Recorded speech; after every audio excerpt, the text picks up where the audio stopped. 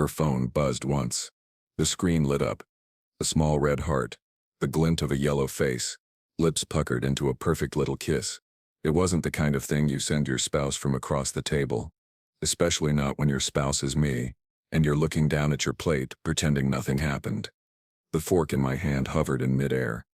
I could still hear the soft vibration against the wood of the table, the way it rattled faintly like a wasp trapped in a jar. The glow faded, but the image burned into my head. That kiss, those 3 tiny dots below it, waiting to send more. She reached for her glass of wine without looking at me. Her hair fell over her face like she knew eye contact would cost her something. I set my fork down slow. The clink echoed too loudly in the small dining room. Outside, somewhere down the block, a dog barked, and the sound felt more real than anything between us in that moment.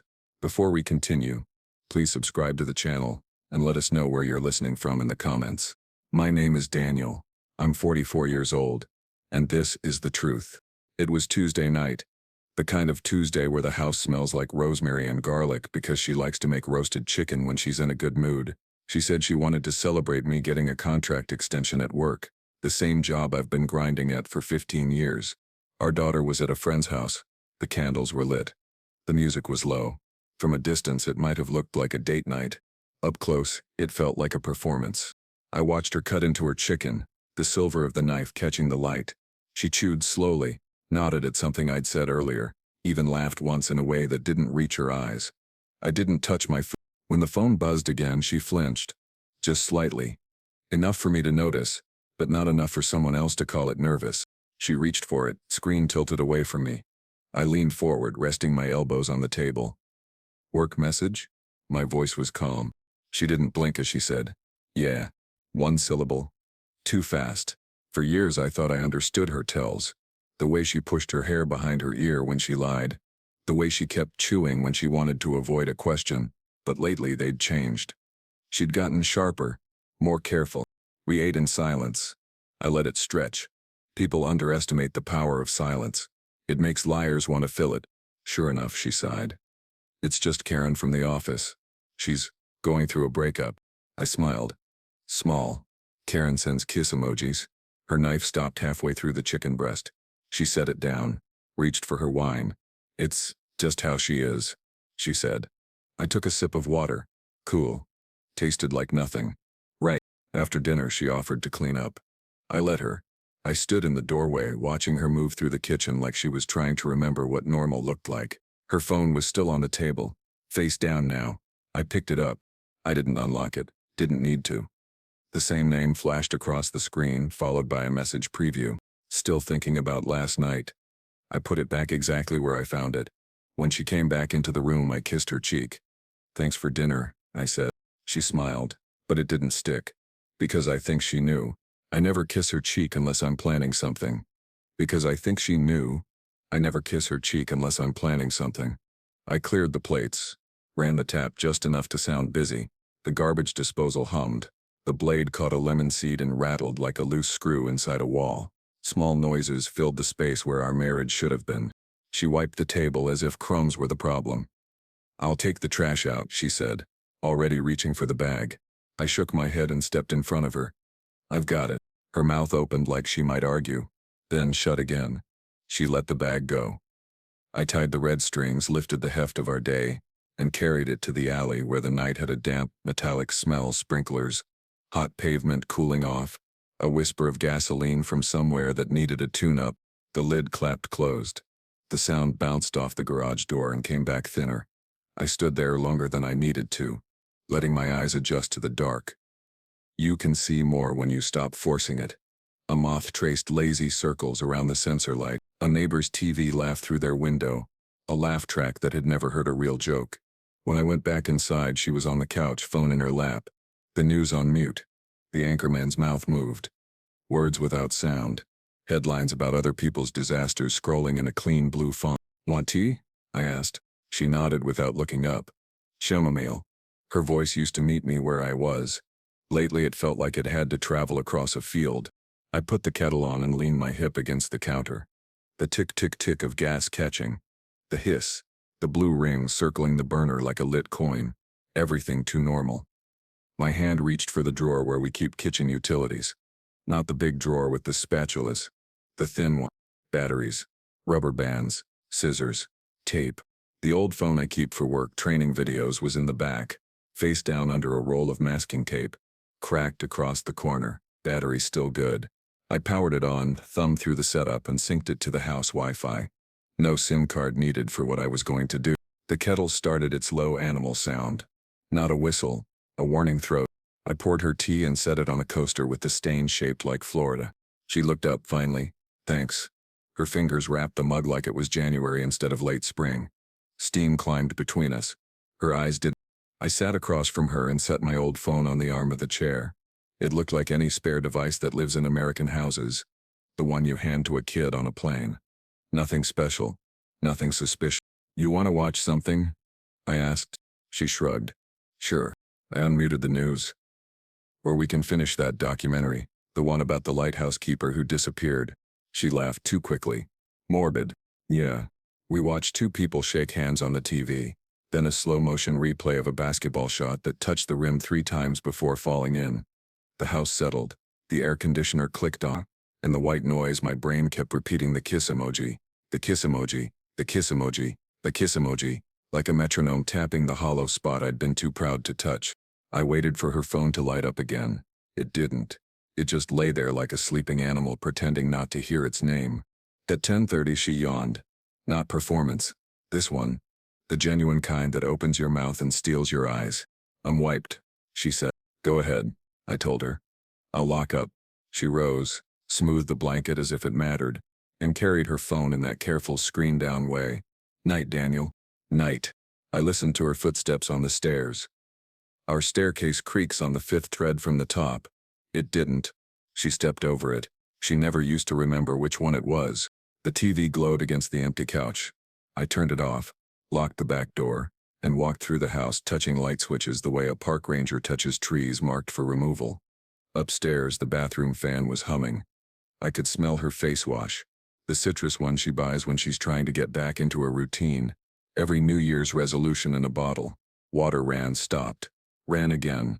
A drawer slid open. Another closed. I went into my office. It used to be a guest bedroom until we agreed we don't have guests. I shut the door, sat at the desk, and opened my laptop. I didn't try to guess her passcode. I didn't need to touch her phone at all. There are 2 kinds of people. The ones who back things up and the ones who learn the value of that practice after a hard drive dies. She is the first kind. We share an account because at some point we believed convenience could carry us across a canyon. 2-factor authentication would ping her device if I tried to reset anything. I wasn't going to. I only needed a mirror. Text message forwarding is a simple bureaucratic thing. Tick a box, verify an address, watch the river split. I had set it up years ago for work when I needed messages on my laptop. She'd never noticed that the framework existed. I shook my head and scrolled carefully through settings, eyes moving like a locksmith's tools in a keyway. For a second I saw my reflection in the black strip beneath the screen, just my eyes and island. I kept going. Then there it was. Not the option I wanted. The verification I dreaded. A second Apple ID was signed into messages on a device identified only as Dawn's iPad, and it wasn't in our house. It had been added 3 weeks ago. I stared at the last 4 digits of the device phone number that had verified it. The area code was local. The numbers were not ours. He leaned in and said, the memory cutting in from a different Tuesday at work. Congrats on the extension, Daniel. We value your steadiness. His tie had a cranberry diagonal stripe. His cologne had too many opinions. He clapped my shoulder with a hand that always felt like a stamp. We'll need you on the Webster account. My boss, Evan, 48, runs numbers with a smile like he invented them. I closed my eyes. Not to be dramatic, but because the sentence I did not want to finish started writing itself. My wife added someone else's device to her messages. Someone local. Someone who knew enough to ask. Or someone who didn't have to ask. The bathroom fan switched off. The hallway light went dark. Our bedroom door clicked. Soft, careful. The way you close a thing you aren't sure is yours. I copied the device ID and pasted it into a new note. I wrote nothing else. If I wrote more, I'd start writing the wrong things. I waited 5 minutes. 10, 20. The house went deeper into itself. When my phone finally buzzed, it was a calendar reminder I'd set as a joke months ago. Replace furnace filter. I dismissed it. The air smelled fine to me. I turned off the lamp and walked to our bedroom. She was already on her side. Turned away. The soft round glow of the charger lit the edge of her cheekbone. Her breathing was even. My spot in the bed was cool. Sleep? I asked the dark even though I knew. She murmured. I lay down and watched the ceiling fan carve circles out of nothing. I waited half an hour, then another. Somewhere in there I slept with my eyes open. At 2:11 a.m., the vibration against her nightstand pulled me from a shallow place. Not the normal buzz, a longer one. A call. Her hand darted for the phone, instinctive like a frog catching a fly. She slid off the bed and padded to the bathroom. The door shut. The fan clicked on. The tiniest sliver of light cut across the carpet. I sat up in the dark and picked up my old phone, already unlocked. I opened the voice recorder and set it on the pillow. Not for court, not yet. For me. Because memory is a slippery witness. I could hear her through the wall, even under the fan. The tiled echo turned whispers into shapes. I can't talk, she hissed. He's asleep. I lowered my voice, speaking to no one. Keep going. A pause. The fan hummed. Steady as a lie. I miss you too, she said, and then quieter. Tomorrow won't work. He's home. There's a place right between your ribs where anger looks a lot like cold. That's where I put it. Yes, she said after another listening stretch. Friday then. Friday. We had an open house at our daughter's school Friday. Volunteers were supposed to bring cupcakes. She'd signed up for 2 dozen. She hates baking. She signed up because she wanted to be seen. Okay, she whispered. Good night. Then there was a sound no bathroom fan could swallow. Soft and wet. Ridiculous, through a closed door. A kiss against glass. When she came back to bed, she moved carefully again. Her weight dipped the mattress just enough to tell me she was sorry for something. But not what. I turned on my side and faced the wall. The paint there is the color of a morning. You want to keep sleeping through. I didn't sleep. My mind kept labeling objects like a crime scene photographer. Nightstand. Lamp. Shadow of the plant. We should have watered. The frame with the beach photo where we look like cousins. The closet door she never quite shuts. By morning, a plan had clicked into place so gently I wasn't sure if I had decided it or if it had decided me. Wednesday is her early office day. She leaves at 7:15 to beat traffic on the interchange where the semi-trucks like to nap because the lane lines make them sleepy. I made coffee at 6 and fried 2 eggs in a pan that still smelled like last night's rosemary. The sizzle was louder than it needed to be. She came down in a navy dress and the perfume she wears when she's presenting. She didn't meet my eyes, but she said morning, as if it didn't weigh anything. I pushed a plate toward her. Eat. She gave a small smile. Thanks. The fork clicked against the plate like a polite cough. I'll swing by the cell store later, I said, buttering toast. My voicemail's been weird. Her fork paused above the eggs. Oh? Probably nothing. Her eyes flicked to where my phone sat on the counter. I'd left it face down too. We were 2 thieves passing in a hallway. She left at 7:13, 2 minutes early. My daughter's text came at 7:21. Can you sign my field trip form tonight? Ms. Beltran said last call. Yep, I wrote back. Proud of you. I showered, shaved like a man who still plans to be seen, and drove to the strip mall that grows wireless stores like mushrooms after rain. The glass door chimed. A kid with a mustache he hadn't earned looked up from a computer. Morning, he said. His name tag said Nick. Morning, I answered. I need to check the devices on my family plan. Make sure I'm not paying for something weird. He slammed his hand on the desk. Playful, not hostile, like a baseball fan punctuating a score. Happens all the time, man.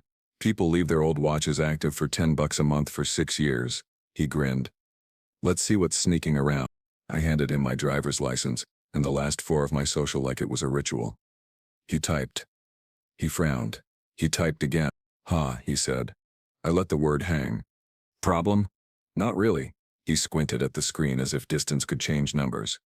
You've got your iPhone, your kid's phone, your wife's phone, and an iPad. That's not on a data plan but was verified to receive SMS backups via Wi-Fi. Whose iPad? My voice didn't move. He scrolled. Device name just says Dawn's iPad. He chuckled. Dawn? That's kind of clever for... Well, never mind. What? People name their devices with inside jokes. Like we saw one last week that said office printer but it's a phone. He shrugged. Anyway, the verification number on that iPad isn't on your account. Looks business.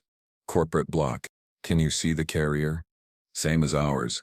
He shook his head, but the sub-account level says enterprise like a company one. Can you print the device ID? He looked up, wary. We aren't really supposed to. I slid my forearms onto the counter. Calm, patient. I'm trying to figure out if someone piggybacked us. I'd like to secure my family plan and make sure no one is reading my kids' messages. That's all. He didn't like the idea of a kid's messages being read.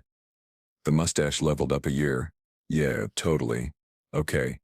I can print the public-facing bits. I left with a sheet of paper that would mean more later. In the car, I took a photo of it and texted it to my email, then deleted the text. I put the paper under the floor mat. On the way to work, the freeway looked the way it always does. Silver cars thinking they're different. Trucks with tarps that breathe. A motorcyclist splitting lanes like a rumor. The city didn't know me any better than I knew it. Evan stopped by my desk before lunch, leaning one shoulder against the partition. He didn't wear a tie on Wednesdays. Casual, to show he could be. You get those numbers from Webster? On your desk by 2, I said. He smiled. It never touched his eyes, and today it missed by an inch. Always dependable, Daniel. I smelled the thing I'd only ever noticed in doorways when I arrived too early. The perfume that rides on outfits that go home together.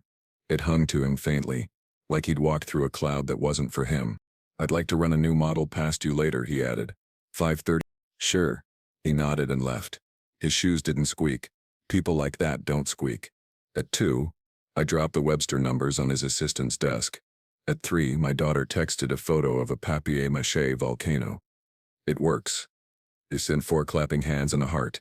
At 4:30, my wife texted. Running late. Don't wait on me for dinner. Kiss Mom for me. I stared at the word kiss. I typed okay. Lowercase. No punctuation. Flat ground. At 5:30, I stepped into Evan's office. The good whiskey was on a cart by the window next to the bonsai he kills and replaces with a new one every 6 months like it's an executive-level haircut. He gestured to the chair. Sit. I took the wooden one, not the leather. He held up a hand. He leaned in and said he wasn't selling. He began, diving into a mock run-through of a client scenario for a negotiation he wanted me to model. He loved roleplay. It let him be everyone. I listened for what I needed. He used the word we more when he wanted to be admired. He used I when he wanted responsibility to slide off. I shook my head halfway through his second hypothetical. The numbers won't carry that tone. He laughed. Always with the numbers. He poured 2 fingers of whiskey and passed it to me. I didn't touch it. Loosen up. You did good this quarter. Thanks. My hand stayed in my lap. He took a sip of his own, then set the glass down and glanced at the framed photo on the corner of his desk. The company retreat. 6 of us on a sailboat we rented for optics. My wife took that picture. The light was right. His hand was near my back on the railing. Close, but not touching. Not in the photo. Big weekend plans, he asked. Casual. School thing Friday. Cupcakes. Cute, he said. The word sounded like he was reading it off a card someone else wrote. I stood. I'll get you the model tomorrow. He waved me off with a smile that thought it was a door closing. Good man. The parking garage smelled like warmed brake pads and dust. My car unlocked with a chirp that broke nothing and fixed nothing. I sat for a second and looked at the printed ID under the mat, then at my hands on the wheel. They looked like my father's hands the first time I noticed I was aging. At home, my daughter ran toward me with paint on her shirt that would never come out. It erupted, she shouted, and I scooped her up because some vows are simple to keep. We ate pasta. She told me about a kid who cried when the volcano burped fake smoke. She wanted to know if smoke has feelings. I told her I'm not the smoke expert in the house. At 8:15, she went to brush her teeth. At 8:17, I called across the hall. Don't forget your permission slip, she yelled. It's on my desk. Bring it. My wife wasn't home. She texted at 8:30, grabbing late email. Be home soon. The phrase late email doesn't mean anything unless you are already lying. I walked into the bedroom and opened her nightstand. She keeps a little white tin there with bandages, earplugs, and a spare pair of reading glasses. Behind it, a small black notebook I'd never seen. I didn't touch it. I looked at it the way you look at a snake on a hiking trail, respectful, alive. Instead, I took a different thing.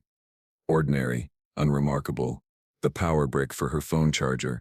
I slipped it into my pocket and replaced it with an identical one from my office. The identical one had a smart connector that routes through a tiny recording adapter hidden under the bed frame.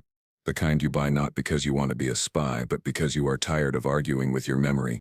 Not for revenge, for clarity. Downstairs, I placed my old phone under the couch. Mic up. Screen off. Recording. I checked the angle of the living room camera. The cheap, legal motion one we use when we're out of town. I tilted it 4 degrees left. Enough to capture her hands if she sat where she always sits.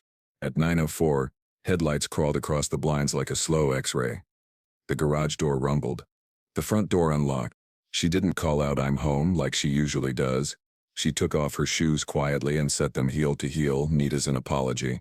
She moved through the living room, paused by the couch, checked her phone, and exhaled. "Hey," I said, stepping out from the kitchen. She startled. Just a flinch. Then the smile slid on. "Hey. Sorry. Crazy day. Any luck coming?" I asked. She blinked once, twice. "Who?" "The friend.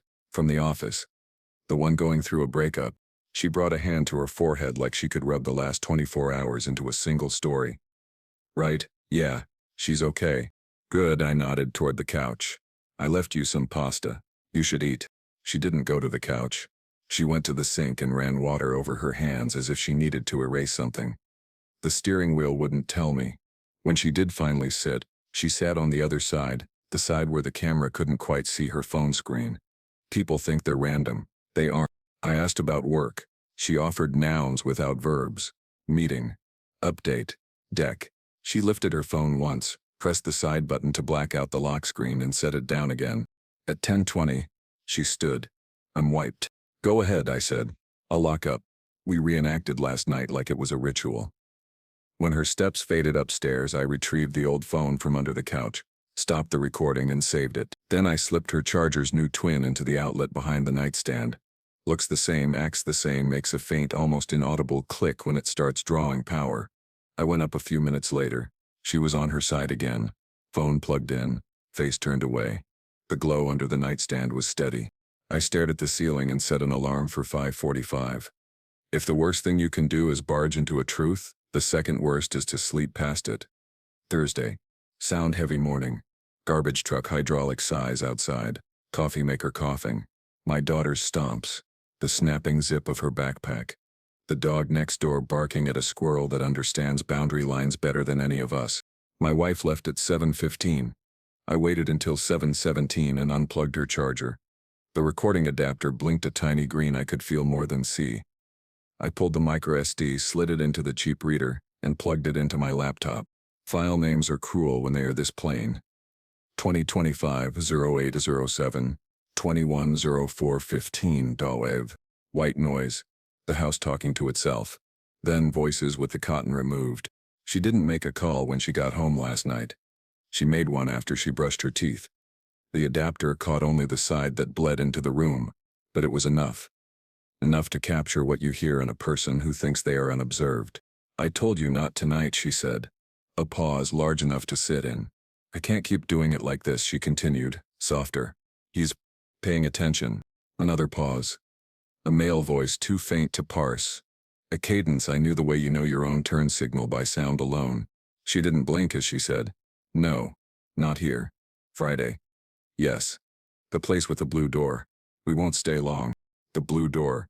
There's a motel on River Road where every door is a different color, because someone's cousin read an article about dopamine. The blue one is on the second floor, left side. We drove past it once, after a Little League game. She called it sad. I called it cheap paint on rot.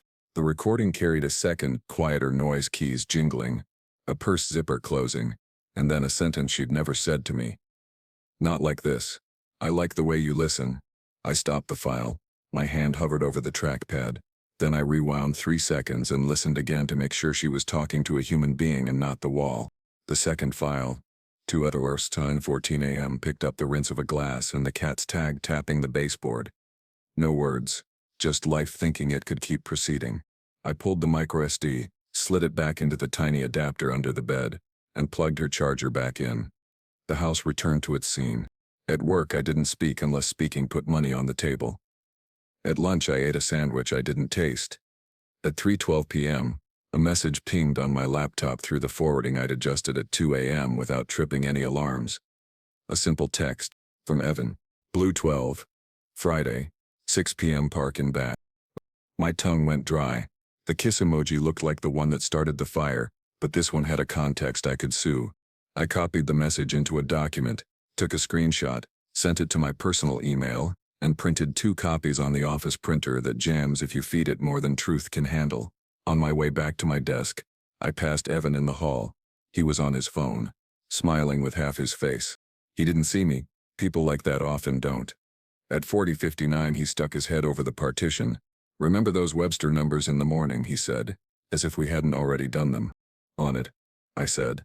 At 5 outer, I shut down my machine like everyone else. In the garage, I sat with the door closed and my hands on the steering wheel until my brain cooled enough to drive home. Dinner was chicken tacos because my daughter can assemble them like a Lego set.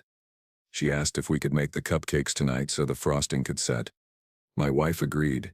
She had a smile ready for the kitchen. I did the dishes because some wards require you to look like the man you were yesterday. At 9, when the frosting bags were empty, and the counters looked like someone had powdered the night, my wife said, "I'm going to shower." Okay. She took her phone with her. The call that came 10 minutes later showed up on my laptop anyway. Evan Blue 12 confirmed. "Doors sticky. Dawn. Got it. Can't wait." I stared at the 2 nameplate Dawn. Blue 12. Jiggle. There's an economy to adultery language that should shame poets. I closed the laptop and went to the garage. The smell in there is summer rubber and lawn trimmings. I opened the cabinet where the holiday boxes live, and took down the one labeled Halloween. Inside were masks from years when we all thought pretending was cute. I set them aside until my fingers found what I wanted. A roll of painter's tape and a pair of black nitrile gloves. I didn't plan a confrontation. Not yet. I planned a mirror. Friday at 5:10 p.m. our daughter would be at Grace's house for the sleepover that had been on the calendar for weeks. My wife would run back to the office for an hour. I would swing by the grocery store. At 5:45 p.m. the man who said he valued my steadiness would meet my wife behind a motel with a blue door that sticks. At 5:50 p.m. I would be standing where he couldn't say I wasn't. But I didn't want yelling. Yelling helps cowards. I wanted a record. I wanted a face I could put next to a number that receives family messages. So I prepped the small dash camera I use for road trips, and mounted it low in the grill of my car, behind the slats, angle tilted up. I tested it in the driveway until the picture caught waist to shoulders at the height of an average line. Inside I wrote a note in a plain envelope and addressed it with a Sharpie. "Evan, open now." I slid a printed copy of his text inside. I added a still frame from the voice recorder waveform with the timestamp circled. I printed the device ID page from the carrier and paper clipped it behind. Finally, I added a post-it. "You'll want to call legal before morning." I sealed it and set it aside. At 11:40 p.m., after everyone had brushed their teeth and told the house good night, I walked out to the mailbox with bare feet and the envelope. The pavement held the day's heat like a secret. The moon was a slice. I didn't mail it. I tucked it under the driver's side windshield wiper of Evan's car, which he loves enough to park on the street like a dog that wants to be seen. I slept for 2 hours and dreamed of faucets that won't turn off. Friday smelled like sugar and paper. Cupcake, carriers on the passenger seat, permission slips in my pocket, a grocery list on the counter with nothing crossed out. We did the school thing. Parents shook hands. Teachers smiled. My wife laughed in the right places. At 4 p.m. she whispered to me near the punch bowl, "I need to run by the office. An hour." "Take your time," I said. "I'll drop Annie at Grace's. She'll want her toothbrush," my wife added, as if logistics were a love language. She kissed my cheek, the minimum payment on a balance that would never be cleared, and left. At 5:14 p.m. I pulled into our driveway. My daughter ran in, grabbed her toothbrush and the stuffed rabbit with one eye and ran back out. I buckled her in and drove to Grace's, then waited in the driveway until she turned and waved through the screen door the way I taught her. "Face me until I drive away." At 5:38 p.m. I parked my car 2 blocks from the motel and walked the rest. The sky had that washed-out gold you get in August when everything is tired of pretending to be green. The lot behind the motel was cracked like old paint. Weeds pushed through confidently. A soda can lay on its side, forever mid-sip. I stood behind a line of scrubby hedges that had given up on being hedges, and watched Blue 12. The door had scabs of paint where keys had missed. The window unit hummed like an insect. At 5:52 p.m., a car I knew too well eased into the far corner. The executive trim, the tasteful chrome, the tint that says I know the law. He parked nose out because people like him never expect to need an exit. He got out. He looked around once, twice. He had the walk of a man who believes cameras love him. He texted. My phone buzzed in my pocket, a forward not to me but through me. Evan. Here. Jiggle. He climbed the stairs. He jiggled the door. It stuck. He laughed to himself and tried again, shoulder in this time.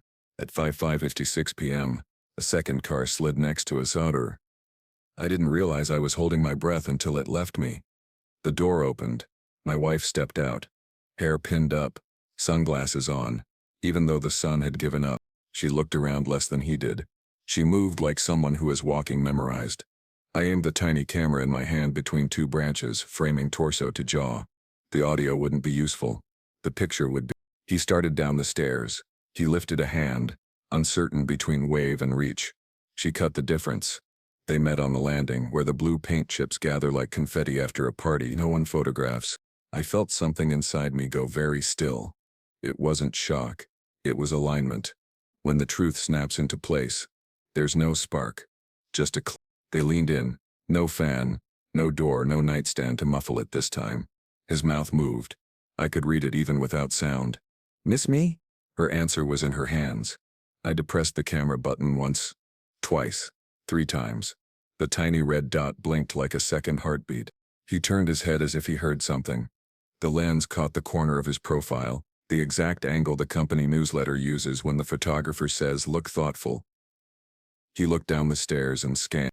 And then, like the universe wanted a clean signature, his eyes found the envelope under his own windshield wiper in his mind, or the absence of it, or the shape of the fear that writes checks faster than any bonus.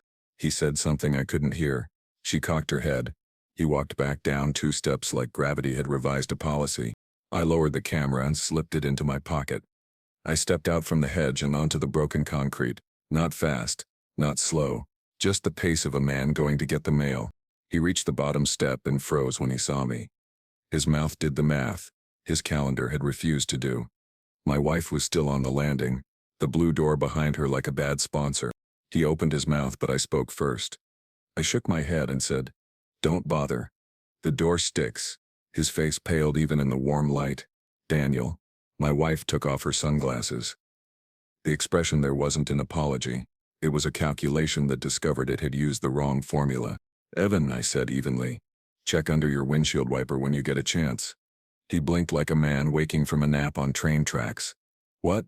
Now?" I added quiet. "Before you climb any more stairs." He moved past me to the car like someone told his legs a secret. He lifted the wiper, saw the envelope and went very still, the kind of still that makes the air around a person careful. He tore it open. He saw his own text, his name in 14-point font. Device ID, the sticky note with the word legal on it like a seed. His eyes flicked to me, then up to her. She didn't move. She looked at the envelope like it should have gone to another address. He swallowed. We should talk." "Not here," my wife said too fast. "Not anywhere," I replied. That's when the motel office door opened, and a man with a walkie-talkie and a keyring the size of a salad stepped out. Eyes narrow, chin up. He looked from me to Evan to the blue door, where my wife stood, and then he looked at the small device in my hand that wasn't small enough. "Sir," he called. Official in a shirt with a name patch. "You can't film on the property." I turned toward him and let the camera hang at my side. "I'm not filming," I said. "I'm documenting." He patted the radio on his shoulder. Same difference. He didn't know the difference. Evan did. My wife did.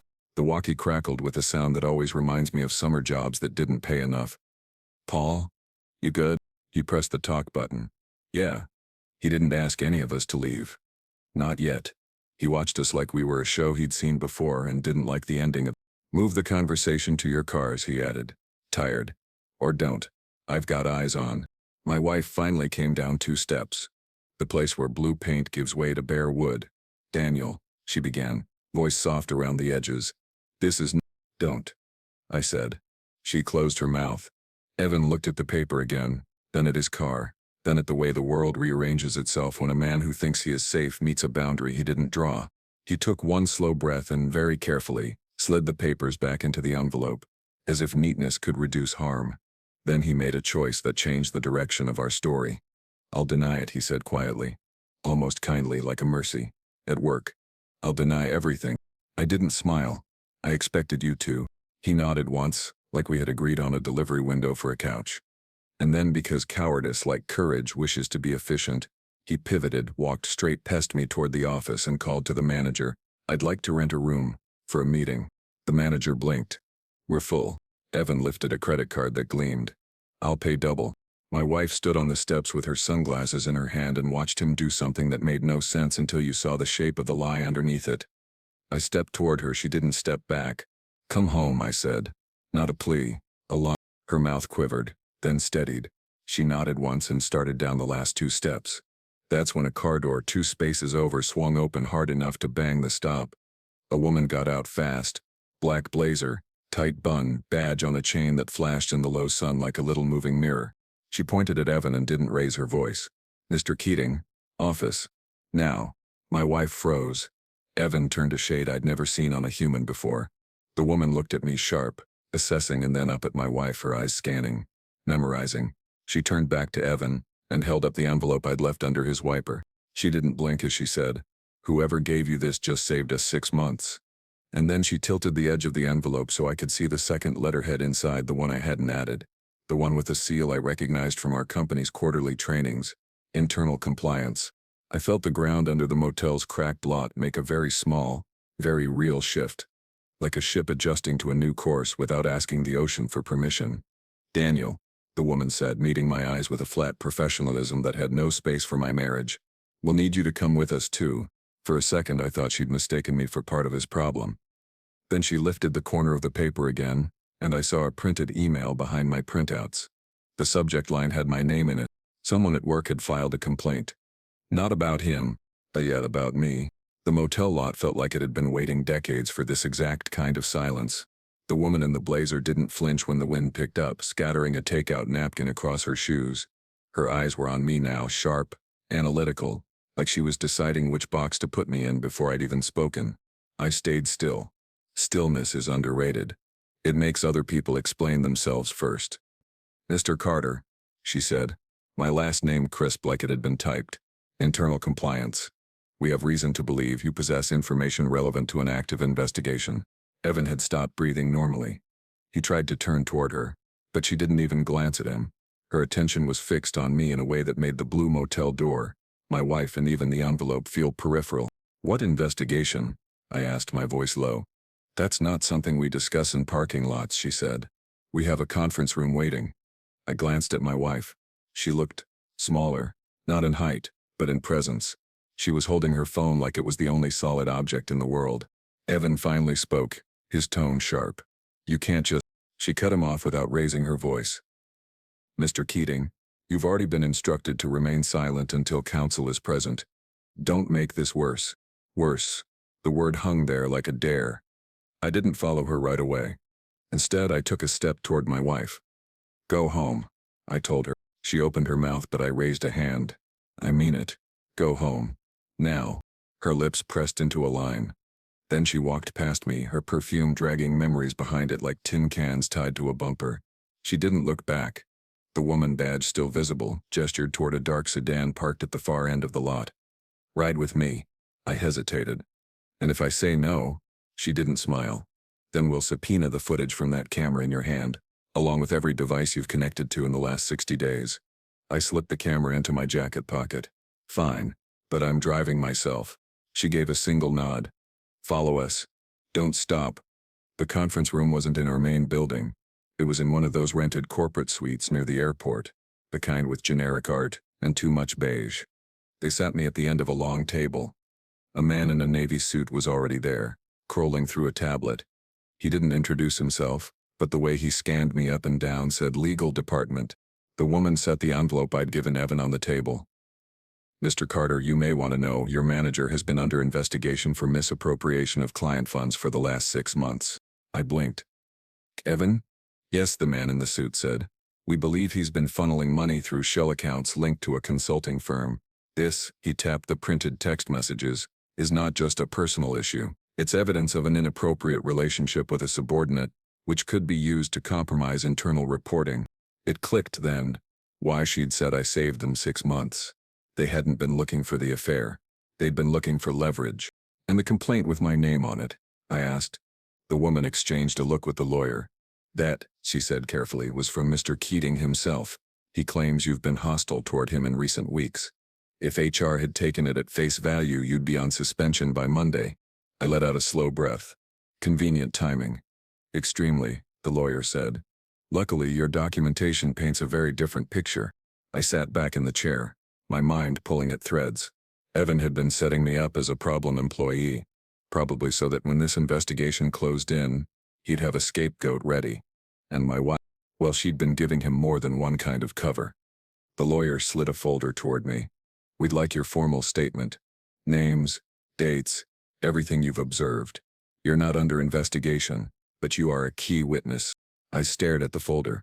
This was my chance to put it all down, to make it permanent, to make it hurt. But part of me hesitated, because once I did, there was no going back. Not for Evan, and not for her. The woman leaned forward. Mr. Carter, this is one of those moments.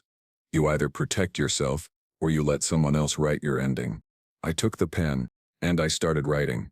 An hour later, I walked out of that beige building with a copy of my own statement in my jacket pocket and the kind of tired that sits in your bones. It was dark by the time I pulled into our driveway. The living room light was on. Through the window, I saw my wife sitting on the couch, her phone in her lap staring at the blank TV screen. She looked up when I walked in. Where were you? I hung my jacket slowly, finishing something. Her eyes searched my face for tells she used to know. Daniel, I held up a hand. Not tonight. She closed her mouth, but I could see the question stacking up behind her teeth. At midnight, when she was asleep, I sat in my office with the folder open. On the top page, in my own handwriting, was the sentence that would ruin them both. I believe Mr. Keating used his relationship with my wife to gain access to personal and company communications, with the intent to obstruct internal compliance efforts. It wasn't a theory anymore. It was evidence. And the best part, they'd walked me straight into the room where I got to write it down. The house smelled like lemon cleaner and last night's frosting.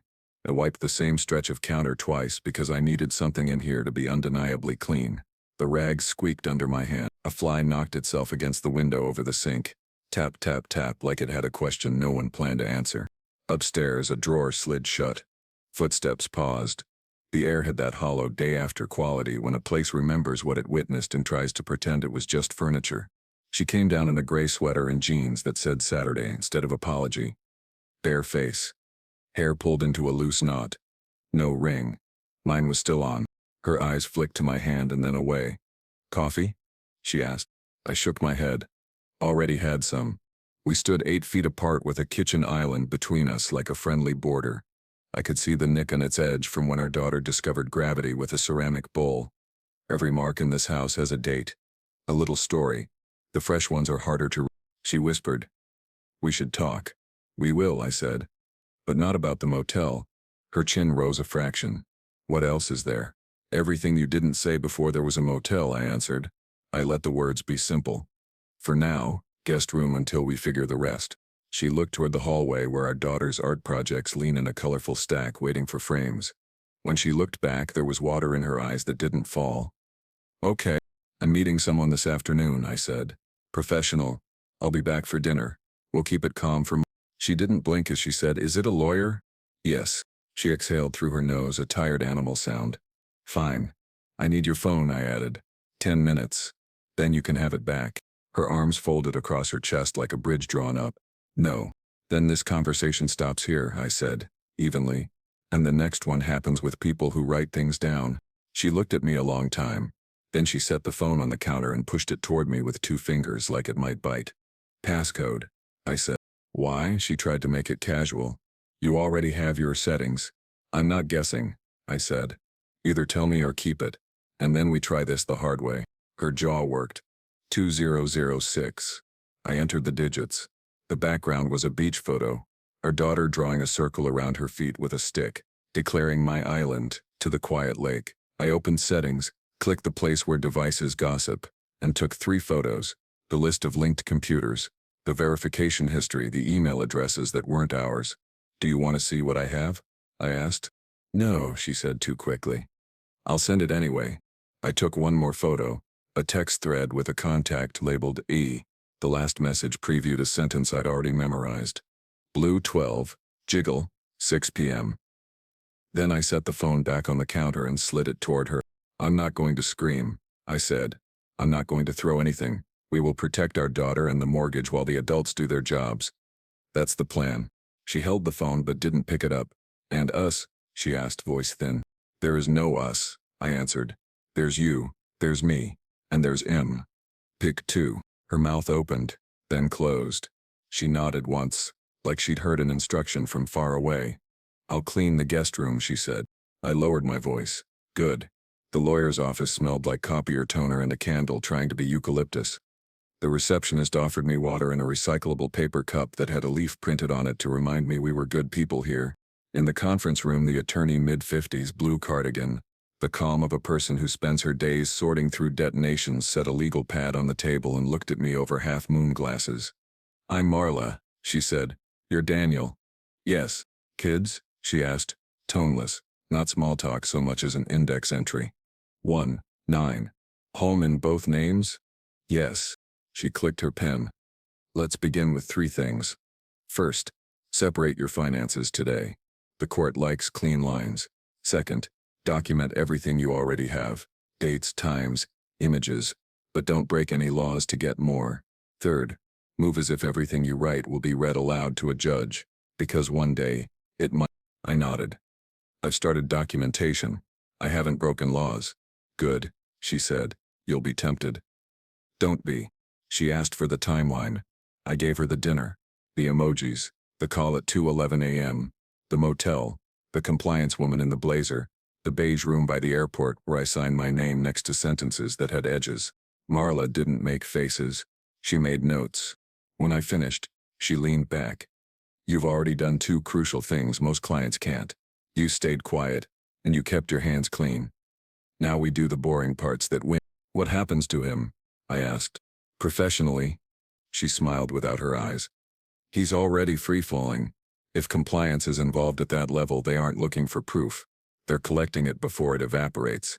Personally, irrelevant to your case unless he impacts your custody. Can he impact it? She tilted her head. If your wife introduces chaos into your daughter's life. Yes, but judges don't punish cheating. They punish instability. Your task is to look like a lighthouse. I thought of the documentary we didn't finish. I can do that. Good, she said again, and slid a form across the table. Let's file for a legal separation with temporary orders. Don't threaten. Just show the court the adult in the room is asking for structure. I don't want to look punitive, I said. Then don't be, she answered. Be precise. He leaned in and said, we value your steadiness, I murmured, not to her but to the empty air between past and present. Marla's pen paused. Your boss said that? Yes. She made another note. We talked property, schedules, school. She coached me on language. Say parenting time, not custody. Say residential schedule, not visitation. Words are furniture. People sit differently depending on what you give them. At the end, she handed me a printed checklist with boxes that had already saved strangers. Open a separate checking account. Freeze joint. HELOC. Redirect paycheck. Pull credit reports for both parties. Secure passports and birth certificates.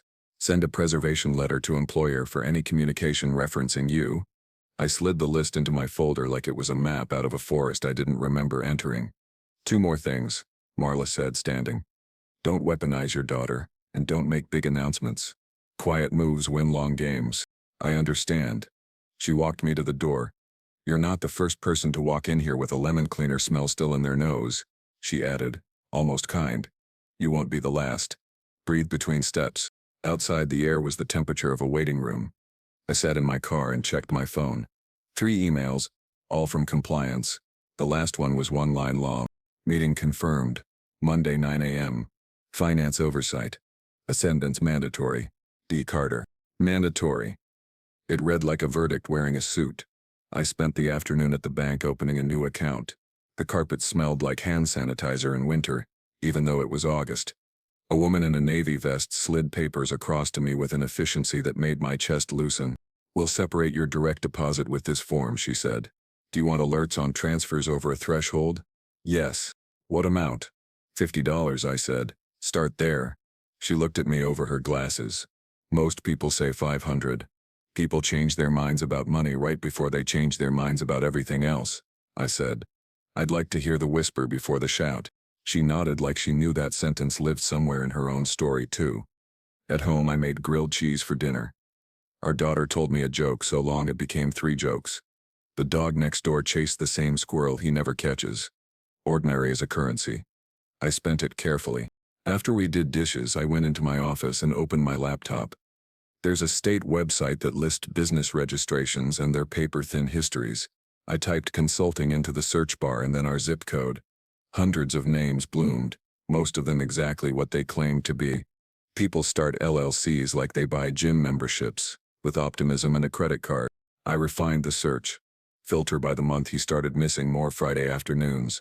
Filter by agent names that sounded like fresh paint over raw. On page 3, the cursor stopped. Dawn Ridge Consulting LLC. Registered agent M. Halpern. Principal address, a mailbox store on a road that pretends it's a boulevard. Date filed, 3 months ago. My wife's maiden initial and last name. Not common, not a coincidence. I clicked through to the PDF. I didn't breathe while it loaded, as if oxygen might smudge ink. Her signature was on the last page. Not a neat signature. The rushed one she uses when the parking meter is blinking zeros. I saved the file to my desktop and then printed it. The cheap home printer did its best to flatten something that wasn't going to be flat. If you laid the company's suspected shell across this LLC like a transparency, the edges lined up. It wasn't just an affair, it was a pipeline. I forwarded the document to compliance with a 1-sentence cover. Per request, additional documentation linking N. Halpern to entity receiving alleged misappropriated funds. Attached. No adjectives. Adjectives are matches. The reply came 8 minutes later. Received. Thank you. Please preserve original source link and your access logs. Also, be advised HR will reach out separately. Read protective protocols for your household this weekend. Protective protocols. I'd planned for the divorce. I hadn't planned to be a witness under a corporate umbrella that might put a bullseye on my front door. I closed my eyes, then opened them and did the next right thing. I emailed our neighbor, the retired cop who now gardens like it pays a pension. Hey Mark, if you see unusual cars out front this weekend, would you text me? His reply was 3 words. Got you, neighbor. Sunday was choreography. She took the guest room without argument. We did the exchange. Sports shoes, library book, overdue by 6 days. The jacket she pretends she doesn't need until 8 p.m. We timed our movements in the kitchen like trains using the same track. At noon, she offered to take our daughter to the craft store. I let her. When they left, I stood in the living room and let the quiet be a map. Then I walked Bisters to the closet where we keep the fireproof box that holds everything we call important. Birth certificates. Social security cards. Our wedding license was in there too. I stared at it like a tourist at a ruin, recognizable broken. I took the passports out and put them in the safe deposit envelope I'd picked up at the bank. I wrote the box number on the corner and slid the envelope into my briefcase. A small steady step. Downstairs my phone buzzed. A bank alert, 7391's online order. Then another, 1999 App Store. Small whispers. I let them speak. At 5 they came home with glitter in their hair, and receipts that looked like confetti for a parade I didn't attend. We made pasta again because it was easy and because you cling to what you can execute without thinking. After she put our daughter to bed, she stopped at the doorway to my office. I'll log Mal at school tomorrow, she said carefully. You can pick up. Okay. I'm not going anywhere. She added the words like furniture moved into a room to see if it fits. You already did, I said. I didn't raise my voice. Now we decide whether you come back. She closed her eyes for one long blink and left. I didn't follow. Not because I wanted to be cruel, because following has a way of turning into giving ground you need later. That night, the recording adapter under the bed caught nothing strategic. Just breathing, and the sound of a person turning over who used to fall asleep on their back. Monday, 8:41 a.m. The company's summit conference room had been rearranged to mean business. The long table was gone, replaced by rows of chairs for an audience that didn't want to admit it was an audience. The carpet smelled like coffee and anxious shoes. The projector hummed. A tray of croissants wilted on the credenza under a too bright light. I sat in the second to last row. Aisle seat. The compliance woman in the blazer, Rivas S. I'd learned her name in an email, stood near the front with legal. Evan was at the side, jaw tight. Counselor at his elbow, the bonsai murderer trying to look like a tree. He caught my eye once. He didn't smile. People who are about to be measured don't wave. Rivas opened with a slide that said Internal Controls Review Webster Accounts. Normal words, a gentle title that doesn't tell you it has teeth. She started with numbers. She moved to timelines. She showed a flowchart that would have made our summer interns proud. She spoke like an instrument tuned just below the pitch of panic. Halfway through, a new slide appeared. Vendor Dawn Ridge Consulting, LLC. The logo was a stock mountain. The address was the mailbox store. The agent name was my wife's maiden name. A murmur moved through the room like a breeze with nowhere to go. Evan's counsel leaned toward him. He leaned away, then leaned in again. He slammed his hand on the desk at the side of the room and hissed, "This is out of scope." Rivas didn't look at him. "Scope is a live thing, Mr. Keating," she said. "Steady. It grows when facts do." She clicked to the next slide. Payments. Dates. Round numbers that no honest contractor ever submits. On the right, a column labeled Approver. The initials matched his. I didn't feel triumph. I felt something like gravity find its rightful center again. Rivas continued. "We discovered a secondary risk vector last week," she said.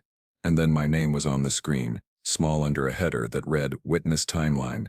They kept it clinical. No motel, no blue door, just 2:11 a.m. call, 6 a.m. p.m. meeting. Documentation received. External devices verified. There was a whisper behind me. "Isn't that Daniel?" And the kind of attention that feels like stepping under a streetlight. I kept my face still. Lighthouses don't swivel to meet eyes. Legal took over. They made words into ladders for everyone to climb down. Misappropriation, conflict interest, failure to disclose, retaliation. Each rung named, each rung tested. Evan stood. The room's heat shifted 3 degrees. "You're making leaps," he said. "You're weaving a story out of paperwork." The general counsel folded his hands like a prayer someone else had already said. "Would you prefer the word record? And here's another." He hit a remote, and the projector filled with a scanned contract from our procurement system. Dawn Ridge Consulting at the top. Signature blocks at the bottom. I recognized my wife's rushed signature. Next to it, Evan's careful one, the one he uses on holiday cards we all pretend to want. The room stayed quiet in the way people do when their mouths don't trust their jobs. Across the slide, a red stamp appeared, suspended pending termination. Evan swayed. He wasn't a man who practiced swaying. He looked at the red and then at the door, calculating distance like someone deciding which road is least humiliating. He started to speak. Rivas raised a hand. "Mr. Keating, please sit." He didn't. 2 security staff stepped in through the side door with the soft shoes you buy when your job is to arrive without scaring anyone. They didn't touch him. They were just gravity in shirts. Evan looked at me. Not accusing. Not pleading. Searching. He didn't find what he came for. He picked up his jacket. He left the room. The door side shut behind him. On the screen the slide held. The mountain in the logo looked like it had been drawn by someone who'd never seen one. The general counsel cleared his throat. "There will be no questions." He glanced at me. The look said, "Thank you, and I'm sorry, and don't mistake this for mercy. We'll be in touch with those who need to provide further statements." Chairs scraped. People avoided my aisle like it was wet paint. I didn't get up. My phone buzzed in my pocket. A bank alert. $1,250. Transfer request to Dawn Ridge Consulting, LLC. Pinned. Then a second buzz. $8,400. Transfer request to Dawn Ridge Consulting, LLC. Pinned. I stared at the screen with a strange calm.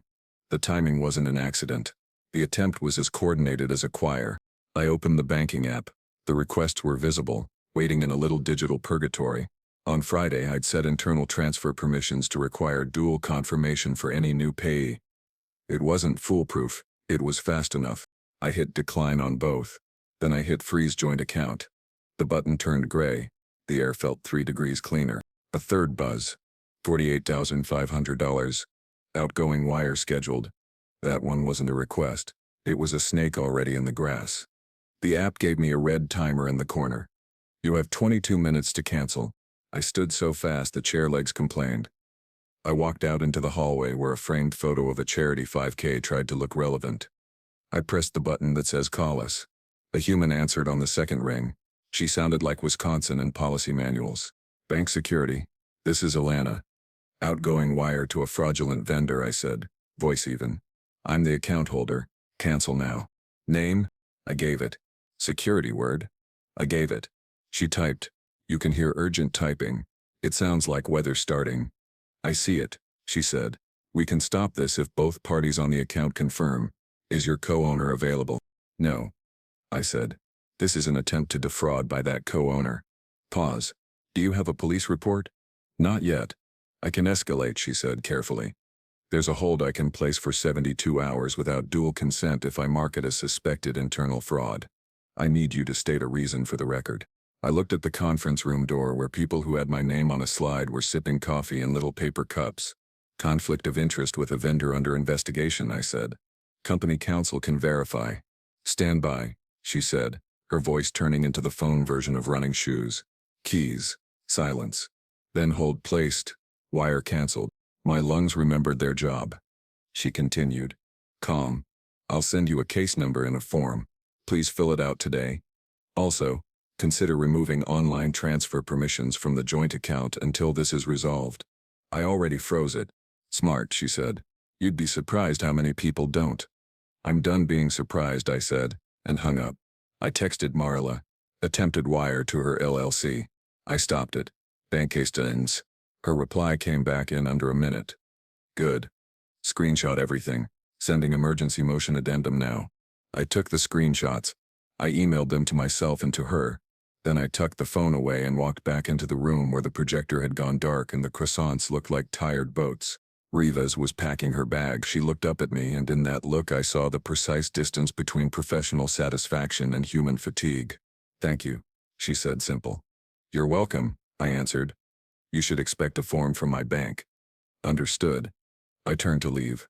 She called after me. Mr. Carter? I paused. Take the side stairs, she said. He's in the lobby. I nodded once. Noted. I took the stairs. The stairwell smelled like dust and a childhood memory I couldn't place. Maybe a school hallway after June. At the second floor landing, my phone buzzed again. Email. Subject line service of process. Noted. For a second, the world narrowed to the width of the screen. I opened it. On behalf of Mock Alpern, please be advised that an emergency motion for temporary orders has been filed and scheduled. Hearing Tuesday, 9 a.m. Family Court Division C. Attachments, motion, proposed parenting plan, declaration. I scrolled. The declaration was 7 pages of sentences where nouns and verbs had been dressed in fear. I am concerned for the stability of our home. I request temporary possession of the residence for the child's routine. I ask the court to limit Ms. Trude's financial access until accounts are fully reviewed. There were no allegations of violence, just a portrait designed with careful gray strokes to make me look like a storm. At the bottom, a line glowed like a trap set in daylight. Exhibit B. Financial instability, recent bank account fluctuations. She was going to use the freeze I enacted to argue I was reckless. She would say the adult in the room had flipped a table. She would not mention who put the plates on the edge. I forwarded the email to Marla with 2 words. Saw this. Her response arrived less than a minute later. We like courtrooms. Bring your folder. And bring calm. I put the phone away and rested my palm on the cool metal railing. The building hummed with air and electricity. Downstairs, a man who had approved payments to my wife's mailbox was trying to find language for a life that no longer returned his calls. I walked to the parking garage and stepped into the kind of heat that makes patterns ripple above asphalt. My car unlocked with its small practiced chirp. In the rearview, I watched the lobby doors reflex, habit, curiosity. That's when a familiar sedan pulled up to the curb out front. My wife stepped out. She looked toward the glass where her reflection doubled, and then halved as she moved. She took a breath that lifted her shoulders. She adjusted her sweater. She held a manila folder against her chest like a shield. She headed for H. I started the engine and listened to it settle into its normal idle. I could have driven away. I could have parked and walked back inside. Choices lined up like files in a drawer. Before I picked one, my phone vibrated on the passenger seat. Not a text. A calendar in. Subject case intake, county prosecutor, financial crimes. When? Today, 2:30 p.m. Ware Justice Center, 5th floor. From internal compliance Rivas. And then layered beneath it a new message from an address I didn't recognize. No relevant statefilings.gov, with a link in a terse sentence. Filing received. Dawn Ridge Consulting LLC, change of agent. Effective 9:02 a.m. New agent, E. Keating. I stared at the timestamp, crisp as a blade. While I was watching a slide deck and a career, they'd tried to pull my wife out from under the LLC like a firefighter dragging a body. He'd stepped into the paper as it burned. I clicked the receipt. The PDF opened. His name sat under a digital signature. The form had been filed from an IP address that resolved to our office network. They had just tied him to the money with his own hand. I leaned back against the headrest and let the seat hold me for one long breath. The line between betrayal and mistake had become a rope, and he had just wrapped it twice around his own neck. I typed a short email to Rivas with the document attached. Fresh filing minutes ago. Keating changed agent on Shell. Filed from company IP. Her reply came back in under 60 seconds. Got it. That's the nail. Bring yourself and the device to 2:30. We're referring this for charging. I put the car in drive. The radio came on low with a song we used to dance to in the kitchen while pasta boiled and our daughter made islands with a stick on a beach. No one owns. I turned it off. As I pulled out, my banking app pinged one more time. A final attempt, $500 ATM withdrawal declined. Small whisper. Last gasp. I drove toward the courthouse under a sky the color of paper. On the passenger seat, my folder sat where I could touch it. Inside, pages that turned a private sin into a public record. At a red light, I looked left. A city bus exhaled. A jogger waited with earbuds in. A man balanced a coffee on his dashboard and thought about nothing. My phone vibrated again. New email from Maya HR. Subject, interview confirmation 3:00 p.m. M. Hulper. They were bringing her in, not as a spouse, as a name on a form. I didn't smile. I didn't speak. Because some victories arrive quiet, and some endings don't need applause. They need a transcript. I ran a fingertip along the edge of the folder, felt the small paper cut from earlier sting awake. And then a last notification slid onto the screen like a card under a door. Court clerk. Emergency hearing Division C moved to Tuesday 8 a.m. Counsel notified. Earlier. Closer. No time to drift. Tuesday. The morning light didn't look like morning light. It looked like a high-powered flashlight sweeping over a crime scene. Every object in the kitchen felt staged. The coffee pot clicked on at 6:15 like it had no idea the day was already burning. In the guest room, the door was closed. I could hear the low shuffle of her moving drawers, the muted zip of a bag. My daughter's bedroom door was still shut, her breathing steady and small under the faint hum of the fan. The hearing had been moved up. 8 a.m. Earlier meant less time for her to workshop a story. Less time for me to second-guess my own. By 7:20 I was outside family court. Folder in hand, watching other people with other disasters funnel through the metal detectors. The air in here always smelled like carpet glue and nerves. Marla was already there. She had her own folder, thicker, tabbed, a soldier's kit. She didn't bother with small talk. "You've read her declaration?" she asked. "Yes."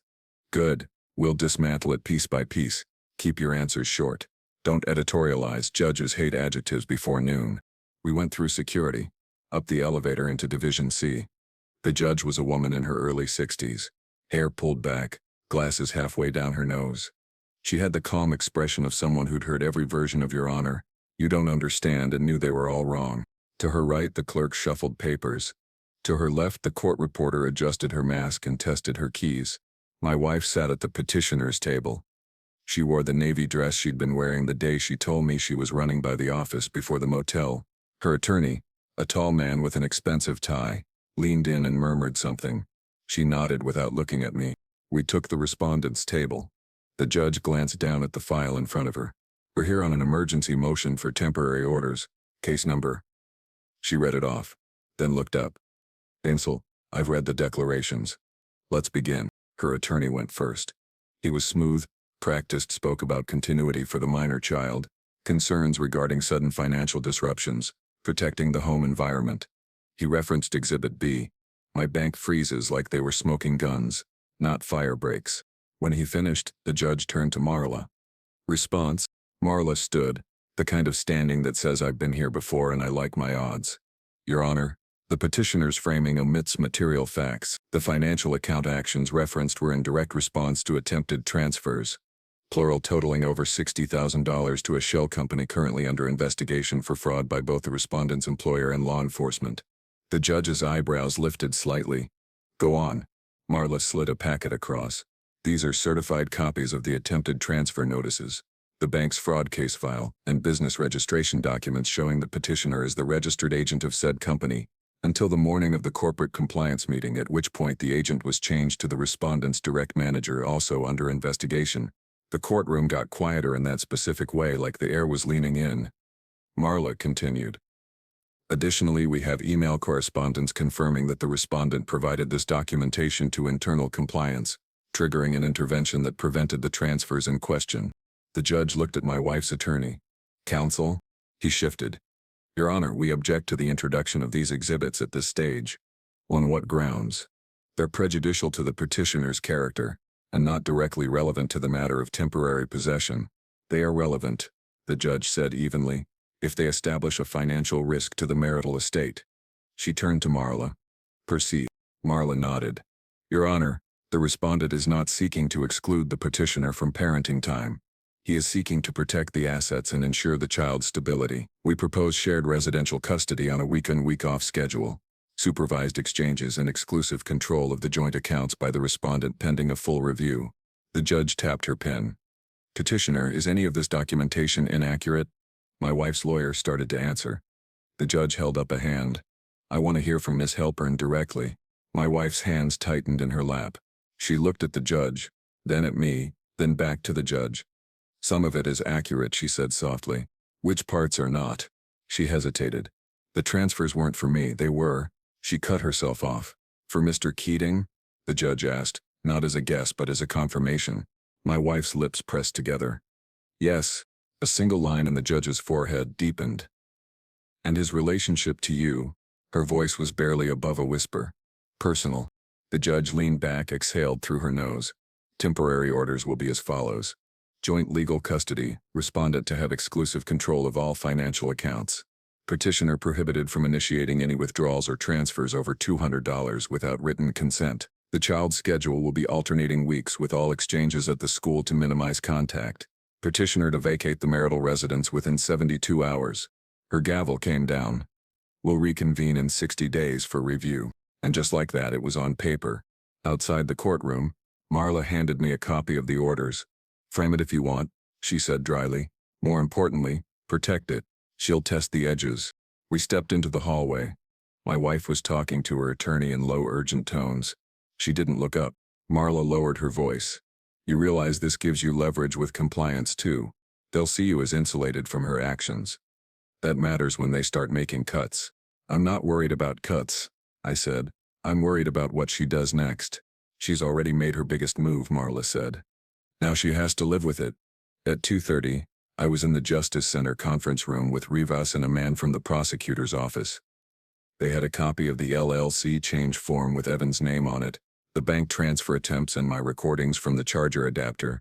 This is enough to charge him with wire fraud, attempted theft, and corporate malfeasance. The prosecutor said, Your wife's involvement complicates it, but it doesn't weaken it. In fact, it strengthens our timeline.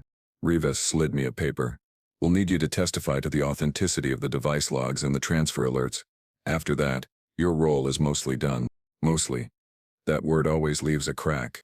By Friday, Evan was gone. Officially terminated. Perp walk avoided only because he surrendered his badge in a quiet HR office. My wife moved into a furnished rental 2 miles away. My daughter adjusted faster than I did, bouncing between houses like both were normal. The investigation made the local business section 2 weeks later. Executive, local businesswoman linked to fraud probe. No names in the headline, but the photo was a cropped shot from the school's fall festival. Evan in the background, my wife at his side. People who knew me didn't call. They didn't need to. The story was doing the talking. One night after I dropped my daughter at her mother's, I drove past the motel with the blue door. The paint was peeling faster now. The landing was empty. I pulled into a parking space across the street and sat there, hands on the wheel, engine ticking as it cooled. The phone buzzed. A text from Marla, compliance says thank you. Case closed on your end. I stared at the blue door one last time. Then I put the car in drive, turned away from it, and didn't look back. If you like this story, please like this video, subscribe to the channel and share your thoughts in the comments.